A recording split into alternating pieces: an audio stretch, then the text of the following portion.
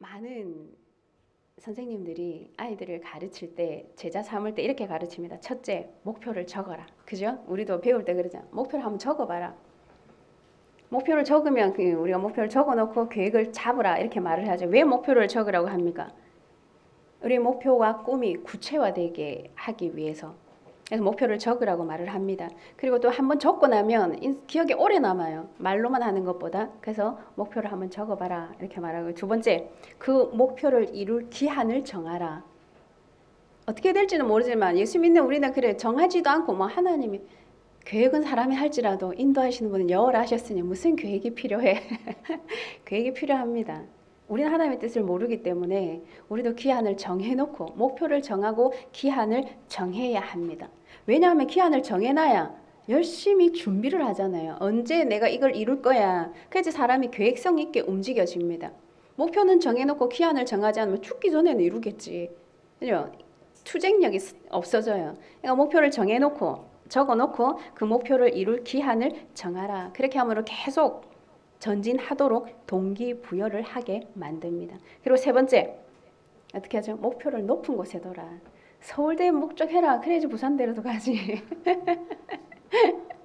목표를 높은 곳에 두라고 말을 합니다. 그래야 드리는 노력이 집중적으로 이루어지기 때문에 목표를 높게 두라는 거예요. 내가 지금 당장 할 수 있는 걸 목적을 두고 하면 노력 안 해도 되잖아요. 내일이면 이루어질 것. 이거는 목표가 아니에요. 그래서 목표를 높은 곳에 두라. 나폴레온 힐이라는 사람이 이렇게 말을 했습니다. 우리는 우리 아이들에게 또한 이렇게 가르치지요. 또 수많은 성공한 사람들을 예를 들어서 이 사람은 이렇게 노력해서 성공을 했다. 이런 많은 사람들을 이렇게 예를 들어가면서 우리는 아이들에게 가르칩니다. 그러다 위대한 스승이 위대한 제자를 낳습니다. 그죠? 위인들 보십시오. 위대한 스승 밑에는 또 위대한 제자가 있습니다. 여러분들도 위대한 스승이 되셔서 위대한 제자를 낳으시길 바랍니다. 아멘. 우리는 이제 교사로서 또는 선생으로서 아이들에게 무엇을 가르칠 것입니까? 나는 교사 아닌데 유초등 교사도 아니고 중고등부 교사도 아니야. 이 땅에 가장 좋은 스승은 누굴까요? 부모입니다. 네, 이따 예수님 너무 이제 설교 그만해라고 예수님까지 해버리면 할 게 없잖아요. 이 땅에서 가장 좋은 스승은 부모예요. 우리 아이들에게 있어서 부모입니다. 그래서 나는 교사가 아니고 지금 그것도 아니지만 이 땅에 있는 모든 사람이 부모로서 아이들에게 가르치라는 사명을 갖고 태어났습니다. 또 아이들을 낳았습니다. 가르치기 위해서, 잘 키우기 위해서. 부모는 아이들의 거울이기 때문입니다. 우리 아이들을 보면 부모를 압니다. 그죠? 선생님 해보시면 알잖아요. 아이들을 보면, 아이들을 만나고 하다면, 이 부모는 이럴 것이야. 대충 지레짐작하잖아요. 피는 속일 수 없기 때문에. 부모는 아이들의 거울입니다. 하지만 아이들이 머리가 크고, 생각이 자라고, 지식을 습득하게 되면 아이들이 부모를 잘 따릅니까? 아니에요. 엄마 이것도 몰라. 아빠 이거 틀렸어. 어렸을 때는 무조건 엄마 아빠가 다 맞는 줄 알아요. 우리 엄마 아빠가 세상에서 제일 똑똑하고 세상에서 제일 좋고 제일 착하고 제일 능력 있는 줄 알아요. 근데 좀 머리가 크고 좀 이성적으로 판단할 때가 되면 우리 엄마 별거 아니었네. 우리 아빠 별거 아니었네. 부모 말 듣지 않습니다. 아이들이 부모를 떠나게 된 그 상황에서는 선생님을 의지하게 되고 좋은 선생님을 찾습니다.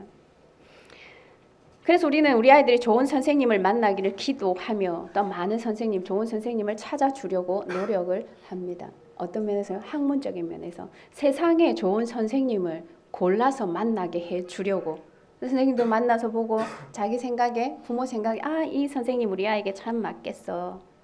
그래서 아이들을 이렇게 만나게도 해주고 학교 선생님을 찾아가서도 기도하며 그러잖아요. 새 학기가 시작될 때 우리 아이가 좋은 선생님 만날 수 있도록 또 하나님 앞에 기도하기도 하고 또 좋은 선생님 우리 아이에게 잘해주세요. 또 선생님을 찾아가서 우리 아이를 부탁하기도 합니다. 부모에도 참 좋은 부모가 있습니다. 아이들을 위해서 정말 헌신적으로 아이들을 섬기고 또한 아이들을 잘 가르치기 위해서 바르게 키우기 위해서예요. 세상에만 돈 벌고 공부를 잘 시키기 위한 것이 아니라 바르게 정직하게 아이들을 잘 키우려고 하는 정말 좋은 스승 같은 부모 있습니다. 그리고 선생님들도 보면요, 좋은 선생님이 있어요.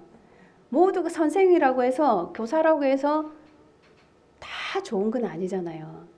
아무리 좋은 선생님도 아이에게 맞지 않는 선생님이 있어요. 공부를 하는데 보면 학교에 가서도 정말 능력 있는 선생님인데 너무너무 잘 가르치는 수학, 영어 완전 너무너무 좋은 선생님인데 우리 아이하고는 안 맞는 선생님이 있습니다. 여기서 좋은 선생님의 실력 있는 좋은 선생님을 말하는 게 아니에요. 인격적으로 인성을 가진 선생님을 말합니다. 좋은 부모가 있듯 좋은 선생님 또한 있습니다. 부모는 아이들이 세상에 나아가서 잘 적응하고 어디에 가서나 대접받고 어디에 가서나 능력 있는 아이로 성장하기를 원합니다. 그러면 선생님들은요, 우리가 가르치는 아이들이 어땠으면 좋겠습니까? 요즘에는 교회 학교 선생님에 대한 인식들이 별로 없죠. 그죠? 학교 선생님의 인식도 떨어지고 있잖아요. 스승은 옛날 우리 때나 스승이죠. 그죠? 어르신들 때나 스승이 선생님 그림자도 밟 줄 알았는데 요즘은 선생님 그림자뿐입니까? 선생님을 치고 다니는데. 정말 이런 시대에 우리는 교사로서, 교회 학교 교사로서 아이들에게 무엇을 가르칠 것인가? 세상의 지식들은요, 얼마나 많은 세상에 나가면 지식 있는 선생님들 많아요. 잘 가르칠 수 있는 선생님들, 정말 많습니다. 그러면 교회 안에서 우리는 무엇을 가르칠 것인가?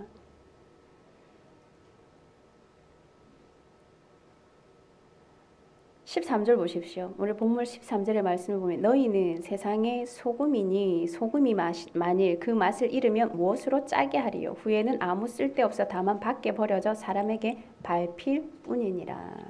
소금은요, 방부제 역할을 합니다. 그리고 소금은 음식에 맛을 내게 하죠. 여러 가지로 소금은요, 유익합니다. 음식에 소금이 들어가지 않으면, 간이 되지 않으면 맛이 없어요. 그죠? 근데 소금은 또 소금으로서의 제 역할을 해야 합니다. 예수님께서 말씀하십니다. 소금이 이렇게 여러 가지로 유익한 것처럼 너희들도 세상에 나가서 유익한 영향력을 끼쳐라. 소금은요, 맛없는 것들을 또 맛을 내게 합니다. 그죠? 닝닝하고 맛없는 거 제대로 간이 딱 되면 얼마나 맛있어요. 다른 양념 안 해도 소금 간만 해도 맛있잖아요. 옛날에는 김치 담을 때도 그렇게 많은 양념 안 하지 않습니까? 그죠? 그냥 소금만 했는데, 어르신들은 소금만 했는데 그렇게 맛있는 김치가 있잖아요. 간만 되면. 근데 아무리 많은 양념을 넣어도 간이 되지 않으면 그 음식은 맛이 없습니다.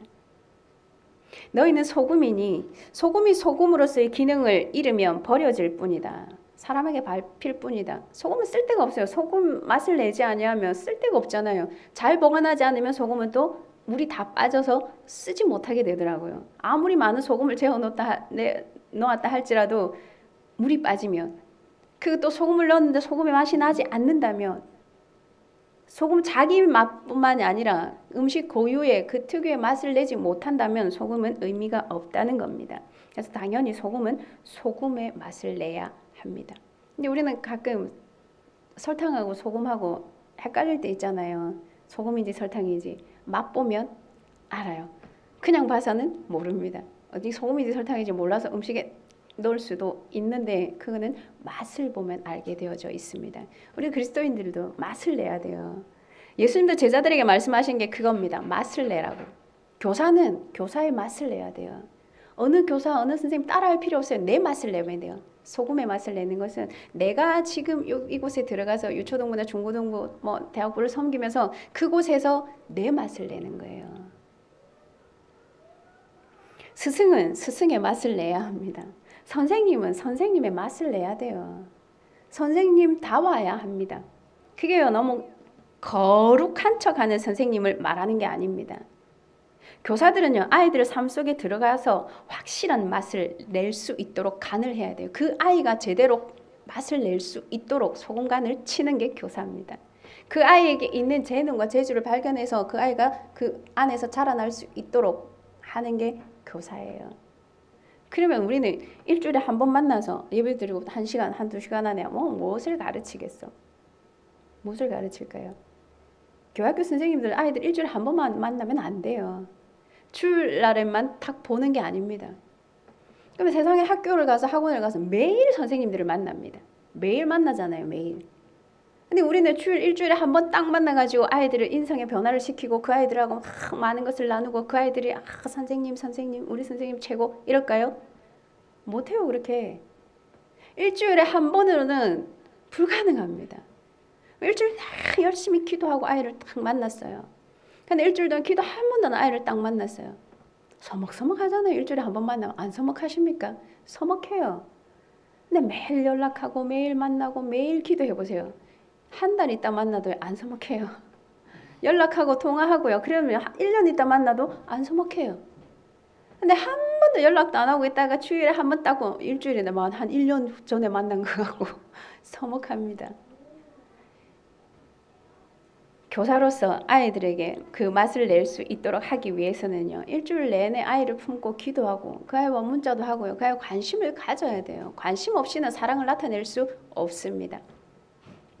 그래서 소금은 반드시 제 맛을 해야 하고요. 또한 다른 음식이 제 맛을 낼 수 있도록 해야 하는 게 소금입니다. 그래서 예수님의 제자들에게 너희는 세상의 소금이니 소금의 맛을 내라. 그리고 14절에 세상의 빛이라고 말씀하시죠. 세상의 빛이다.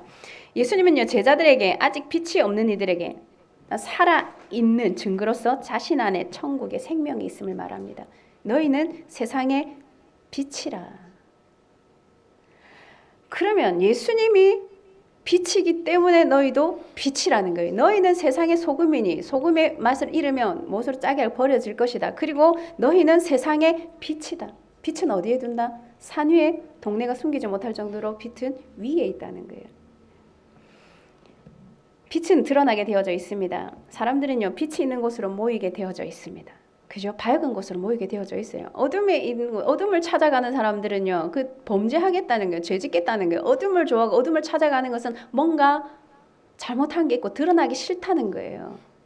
그래서 사람은 정상적인 모든 사람들은 빛으로 모이게 되어져 있습니다. 밝은 곳을 찾게 되어져 있습니다. 그래서 우리가 빛이라면 세상의 많은 사람들이 우리의 빛을 보고 우리를 따르게 되는 게 당연하다는 거예요. 너희는 세상의 빛이다. 우리의 빛을 보고 세상의 사람들이 따라와야 돼요. 내가 빛이 되면 빛 가운데로 사람이 모이게 되어져 있기 때문에 내가 빛을 비추면 사람들이 모이게 되어져 있어요. 그래서 그리스도인들은요. 끌려가는 인생은 절대 살지 말아야 돼요. 빛이 어둠을 따라갈 수 없잖아요. 근데 또 보세요. 빛이 어둠을 따라가면 어둠은 어떻게 돼요? 어둠은 계속 도망갈 수밖에 없어요. 빛이 있으므로 어둠은 물러가게 되어져 있으니까 밝아지잖아요. 선생 아닌 스승이 되어 빛이 되어 비춰져야 됩니다. 선생은 먼저 난 사람들 보고도 선생이라고 말을 하잖아요. 우리는 어르신들 보고도 선생님 해요. 나에게 뭔가 가르쳐줘서가 아니라 이 땅에 나보다 먼저 난 사람들을 보고 우리는 선생님이라고 말을 합니다. 그래서 우리는 선생으로의 삶으로서 끝나서는 안 돼요. 아이들 앞에 섰을 때 내가 나이가 많으니까 선생이야. 이 선생이 되어서는 안 됩니다. 정말 아이들에게 가르칠 걸 가르칠 수 있는 스승이 되어져야 합니다. 그래서 우리가 스승으로 비춰진다면 일단 우리가 선생으로서의 빛이라면 우리 아이들이요 빛을 보고 나를 보고 따라오게 만들어야 돼요. 제가 옛날에 유치부를 할 때 가르칠 때 우리 학부모 중에 한 분이 그러셨어요. 학원이 찾길 건너물 건너야지 있는 장소에 아이 집은 여기 있고 학원은 여기 있었어요. 근데 꼭 이분은 건널목도 이쪽 조금만 가면 있어요. 근데 절대 건널목을 건너지 않아요. 이 부모는 항상 그냥 건너요. 아이가 이제 5살, 6살, 7살 이래 되는 아이를 자기가 손잡고 이렇게 건너요. 근데 이 부모가 얼마나 정확한 부모냐면 가르치기는 얼마나 잘 가르치는지 몰라요. 입으로는요 선생님들이 예의 가르침을 받아야 될 정도로 말을 잘해요. 근데 이분은 어떻게 하나 아이를 데리고 건너면서 딱 건너놓고 딱 아이에게 이렇게 말해요. 너희들이 혼자 건널 때는 절대 이렇게 건너면 안 돼. 알았지? 건널목으로 건너야 돼. 그래요. 자기랑 건널 때는 손잡고 건너요. 엄마랑 건널 때는 괜찮아. 이렇게 건너고 너희랑 혼자 건널 때 또 니네들끼리 건널 꼭 건널목 건너야 돼. 근데 이 아이가 건널목을 건널 것 같습니까? 혼자 건널 때. 안 건너요. 그럼 이 아이의 언니가 손을 잡고 건너요. 어떻게 할까요? 건너면서 동생 손잡고 엄마처럼 건너요. 그래 놓고 너 혼자 건널 때는 꼭 건널목 건너야 돼. 엄마가 건널목 건너랬으니까. 이게 교육이라는 겁니다. 입으로 가르치는 건요. 절대 따라하지 않고 안 해요. 따라해요. 자기가 한 것을 그대로 합니다. 우리는 좋은 부모로서 아이들에게 무엇을 가르칩니까? 자기는 그렇게 하면서 아이에게 너는 그렇게 하지 마. 나중에 보세요. 그 아이가 똑같이 하고 있어요. 자기는 그렇게 안 하면서 다른 사람에게, 자기 아이에게, 자기 동생들에게 너는 그렇게 하지 마.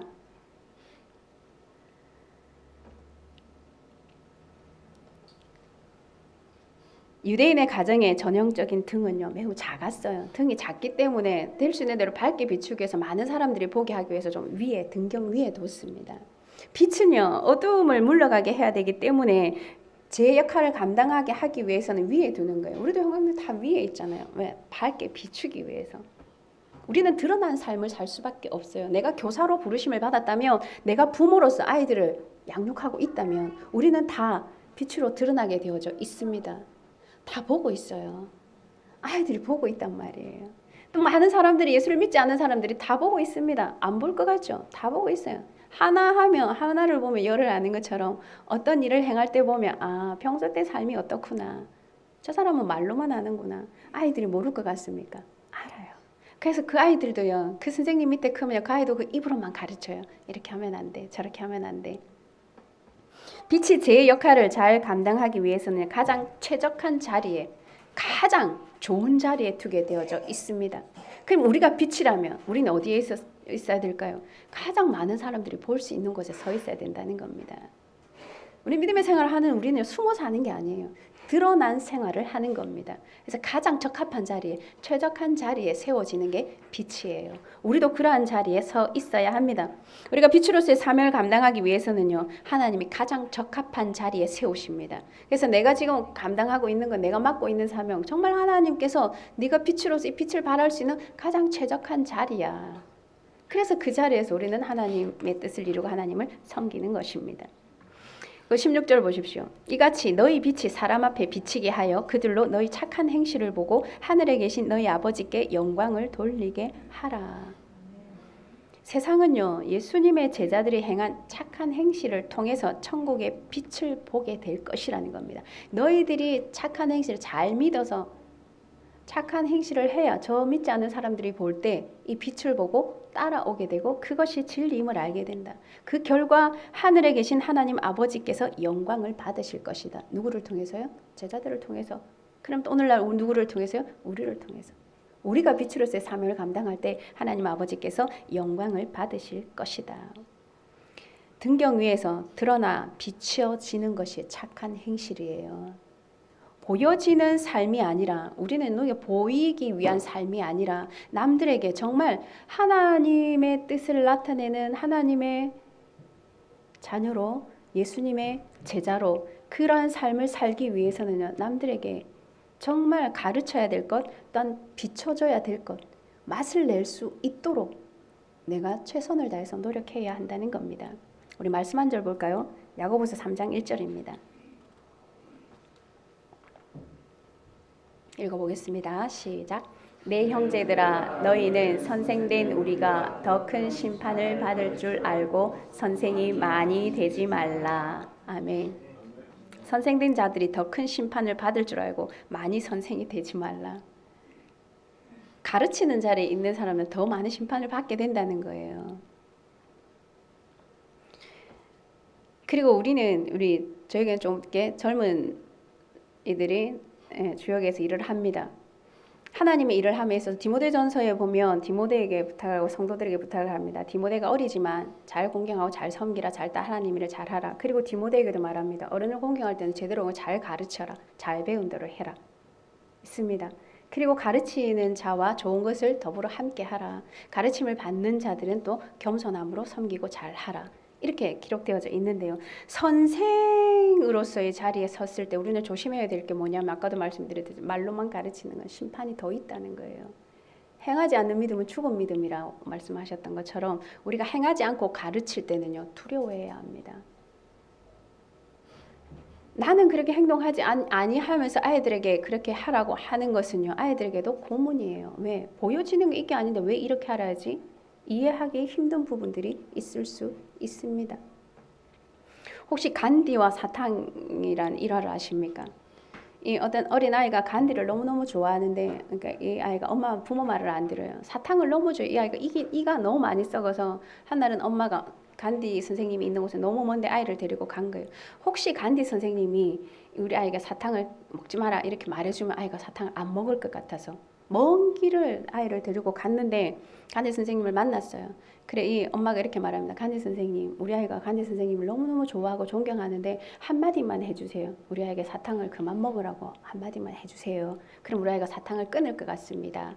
그랬는데 이 간디 선생님이 아, 네 그렇습니까? 그러면 일주일만 있다가 다시 오십시오. 아우 선생님 제가 너무 멀리서 왔는데 힘든데 지금 말씀해 주시면 안 될까요? 아, 돌아가셨다가 죄송한데 일주일만 있다가 오십시오. 근데 일주일 있다가 다시 아이를 데리고 왔어요. 이 엄마가 데리고 왔는데 이 간디 선생님이 그러면 아, 죄송합니다. 한 일주일만 더 있다가 오시겠습니까? 아, 간디 선생님 뭐 그 말씀하셔 그래 힘듭니까? 예, 제가 잘못한 게 있습니까? 한마디만 해주시면 되는데 죄송합니다. 일주일만 있다가 오십시오. 그리고 또 돌아갔어요. 아이가 너무 간디 선생님을 좋아하니까. 근데 일주일 있다 또 왔는데 간디 선생님이 정말 죄송합니다. 일주일만 더 있다가 오십시오. 근데 이 엄마가 그래서 간디 선생님 다시 봐야 되겠어. 어떻게 이 먼 길을 왔는데 우리 아이에게 한마디 못 해줄까? 우리 아이가 또 얼마나 좋아하는데 한마디만 해주시면 될 텐데 실망하고 돌아갔어요. 그렇지만 아이가 너무 사탕도 많이 먹고 이가 너무 많이 썩으니까 간디 선생님 너무 좋아하니까 그 말에 들을 것 같아서 일주일 있다가 다시 왔어요. 일주일 있다가 다시 갔더니 간디 선생님 아유 감사합니다. 안 오실 줄 알았습니다. 이 먼 길을 왔다 갔다 하는데 이게 세 번, 두 번, 세 번씩이나 이렇게 했는데 안 오실 줄 알았습니다. 너무 감사합니다. 그래서 아이에게 그러는 거예요. 얘야, 이제 사탕을 먹지 마라. 사탕을 먹으면 이가 다 썩어서 다 이게 힘들고 이러는데 사탕을 먹지 마라. 그랬더니 이 꼬마가 그러니까 네 간디 선생님 알겠어요. 이제부터 사탕 안 먹을게요. 그 한마디에 이 아이가 딱 결정을 한 거예요. 그래서 이 엄마가 너무 궁금해서 간디 선생님 그 한마디 하기가 그렇게 힘들었습니까? 저는 이 먼 길을 왔다 갔다 하느라고 얼마나 힘들었는지 모릅니다. 근데 이 간디 선생님이 이렇게 말했습니다. 죄송합니다. 그런데 그때 당시에는 저도 사탕을 먹고 있어서 제가 사탕을 한 일주일 만에 끊을 줄 알았는데 못 끊었습니다. 2주일이 지나도 제가 사탕을 못 끊어서 아이에게 그 말을 할 수 없었는데 이제 저도 사탕을 끊었습니다. 그래서 그 아이에게 사탕을 끊으라고 말을 할 수 있게 되었던 것입니다. 이렇게 말했답니다. 이게 선생이에요. 자기가 하지 못하는 거 자기는 못하면서 말하지 않았다는 거예요. 자기도 사탕이 너무 좋아서 못 끊었는데 그 아이가 어떻게 사탕을 끊을 수 있다고 생각했겠습니까? 선생은요, 선생님은 이겁니다. 내가 행하지 못하는 걸 강요하지 말아야 되고 내가 행하지 못하는 걸 가르쳐서도 되지는 않습니다. 내가 행할 수 있을 때, 내가 행하려고 노력할 때 노력하면서 가는 거예요. 그래서 능력이 나타나는 겁니다. 많이 입으로만 가르치는 선생이 되지 마시고 입으로만 가르치는 부모가 되지 마시고 행동으로 보여주는 이러한 삶을 살아내야 합니다. 우리 요한복음 13장 13절도 볼까요? 읽어보겠습니다. 시작. 너희가 나를 선생이라 또는 주라 하니 너희 말이 옳도다. 내가 그러하다. 아멘. 예수님이 말씀하십니다. 나도 선생이다. 예수님도 선생님이에요. 제자들을 가르쳤잖아요. 3년 6개월 동안 제자들을 데리고 다니면서 동고동락하면서 본을 보이며 말씀을 가르치고 행동으로 보여주셨어요. 이게 예수님. 그래서 예수님은 나를 본받아라. 사도 바울도 그러잖아요. 내가 예수 그리스도를 본받는 것 같이 너희도 나를 본받는 자가 되라. 얼마나 위대한 선생님입니까? 나를 본받으라 할 정도면 사도 바울이 얼마나 잘 살았다는 거예요. 이 차고의 차이 이게 뭐죠? 이게 감옥에 가고 쇠고랑 차는 이것 말고는 너희는 다 나를 본받는 자가 되라 하거든요. 예수님이 내가 선생인 것 같이 너희도 이렇게 하라. 제자들에게도 말합니다. 너희도 이렇게 가르쳐라. 어떻게 행함으로. 보여줌으로 말로만 가르치지 마라. 근데 선생이라고 해서 다 같은 선생은 아닙니다. 베드로후서 2장 1절 보십시오. 시작. 그러나 백성 가운데 또한 거짓 선지자들이 일어났으니 이와 같이 너희 중에도 거짓 선생들이 있으리라. 그들은 멸망하게 할 이단을 가만히 끌어들여 자기들을 사신 주를 부인하고 임박한 멸망을 스스로 취하는 자들이라. 아멘. 어떤 스승이 있다고요? 거짓 스승들이 있다는 겁니다. 오늘날 교회에서 얼마나 많은 이단들이 들어와서 있습니까? 거짓을 가르치는 것에는 빨라요. 죄는 죄와 화합하기 때문에 말로만 가르치는 것보다 잘못된 것을 가르칠 때 우리는 혹할 수도 있습니다. 왜? 내가 듣도 보도 못한 것을 설명하고 가르쳐 줄 수도 있기 때문에. 근데 우리는 듣도 보도 못한 걸 가르치는 게 아니에요. 말씀에 있는 것, 예수님께 배운 그 말씀을 가르치는 겁니다. 그 말씀대로 우리가 살아내면서 아이들을 가르치는 겁니다.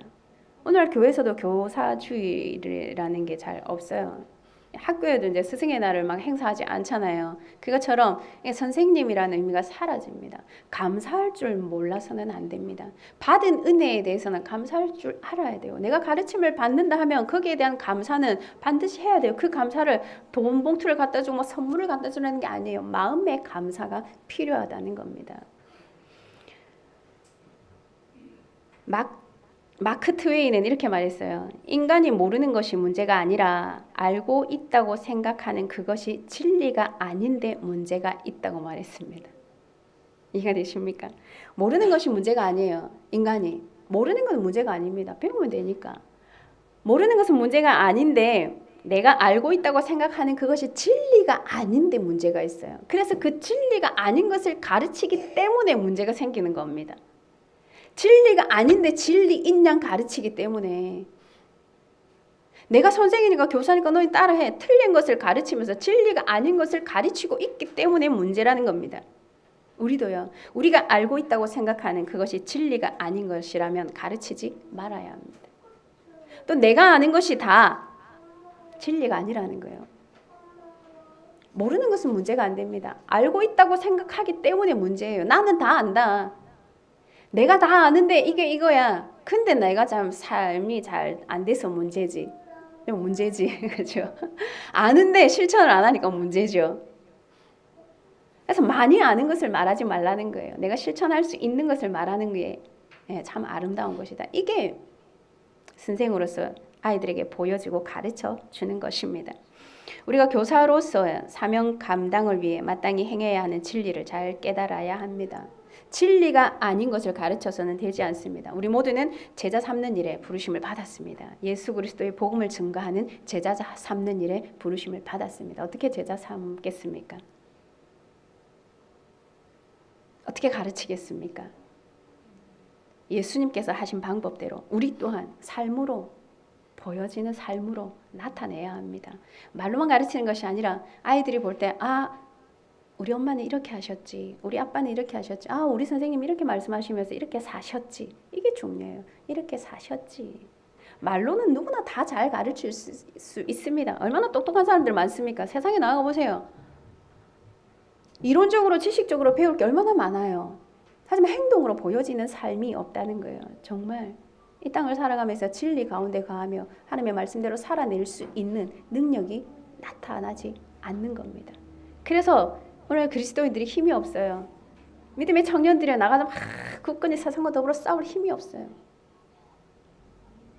기도하지 않기 때문이고 말씀 안에 가지 않기 때문에 그 말씀대로 살아내지 않기 때문에 무능력한 그리스도인들이 되어가고 무능력한 아이들로 우리가 키워가고 있는 겁니다. 내 믿음의 수준만큼밖에 못 키우잖아요. 내가 안 해봤기 때문에 아이들에게 가르칠 수도 없는 거예요. 하지만 필요한 건 있어요. 내가 몸부림치면서 가르쳐야 돼요. 우리가 온전히 말씀대로 행하며 예수님이게요. 다 할 수 없잖아요. 그래서 더 열심히 하나님 말씀대로 살기를 결단하고 또 내 자신을 쳐서 복종시키고 말씀대로 살려고 노력하면서 그래 얘야 우리 같이 한번 가보자. 나도 이렇게 안 되는데 한번 가보자. 이게 교사. 나는 안 되지만 너는 이렇게 해야 돼. 근데 똑똑한 아이들은 그렇게 묻죠. 선생님은 그렇게 돼요? 이거 해요? 이런 아이들도 있습니다. 나는 안 되지만 너는 해. 왜? 나는 선생이니까. 너는 가르침을 받아야 되니까.